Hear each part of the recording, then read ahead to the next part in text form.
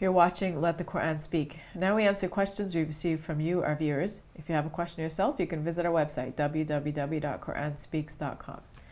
Okay, Brother Shabir. The first question is asking about a previous episode of Let the Quran Speak, in which we talked about heaven and hell, or hell and paradise, being symbolic. And the person is asking about a verse in the Quran that speaks about the fruit that people eat in paradise, and the fruit being similar to fruits that we know in this life. So how does that work? Heaven and hell being symbolic, and then on the other hand, there are things that are very similar to our life. Yeah, so we can say that these are two different views. We must have mentioned both views on the previous show. One is the view of Abdullah Yusuf Ali in his commentary on the Quran, where he says that these things are symbolic. The other view takes these descriptions to be very literal.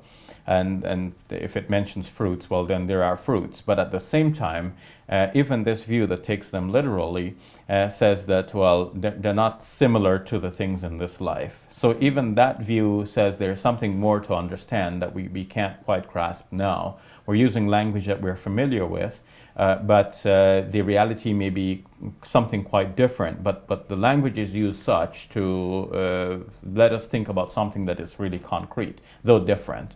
So in the second chapter of the Quran, it says, for example, that when people eat the fruits of paradise, they will say, oh, this is similar to the fruits we used to have in the life of the world. The similarity is there in appearance, but of course the two tastes are different.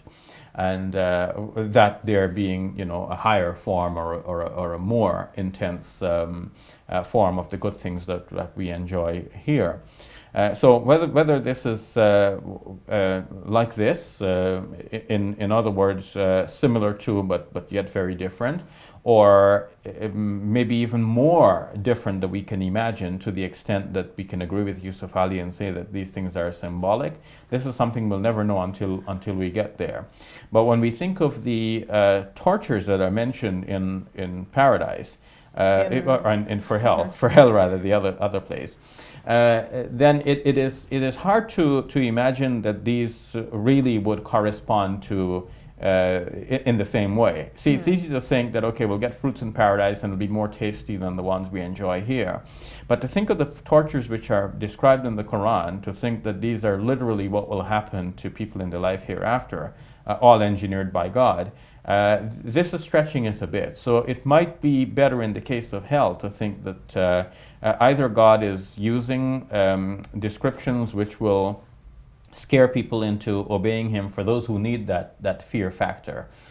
Some other people respond to God out of love, and you tell a person, just do this out of the love of God, and some will say, yeah, I love God, I want to do that. Some others perhaps need that fear factor. You need to tell them, look, if you don't do what is right, God will punish you for this. And they say, no, I don't want to be punished. So people respond in different ways, and perhaps this was the way to reach out to people who needed that sort of prodding in order to do what is right. But to imagine that God will do to people literally the kinds of things which are mentioned in the Quran, this is too much for many believers. Many believers would prefer to think that these descriptions are in some way symbolic.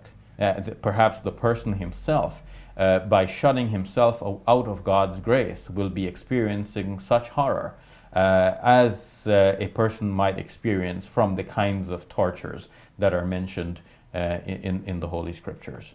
All right. Okay, we'll leave it at that. We have another question. This question is from someone who wants to know if they can become a Muslim but keep it secret from other people.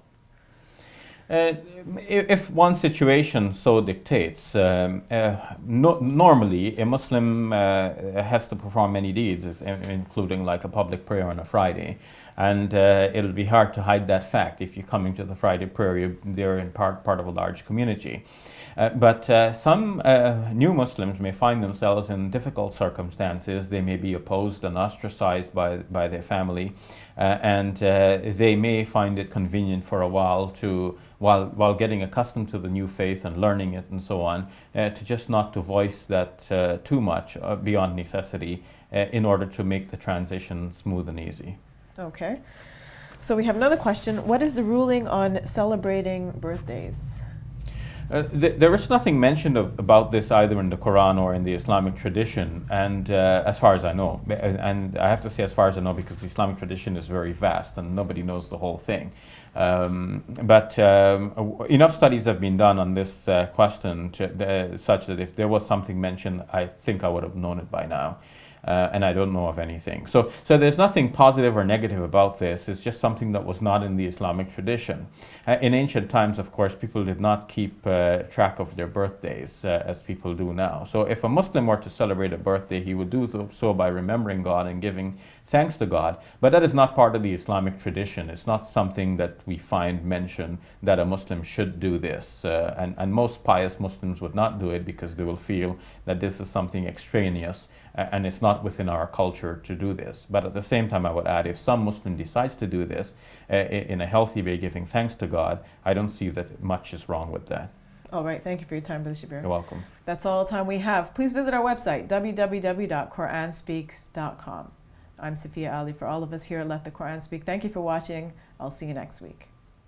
Allahu Akbar, Allahu Akbar.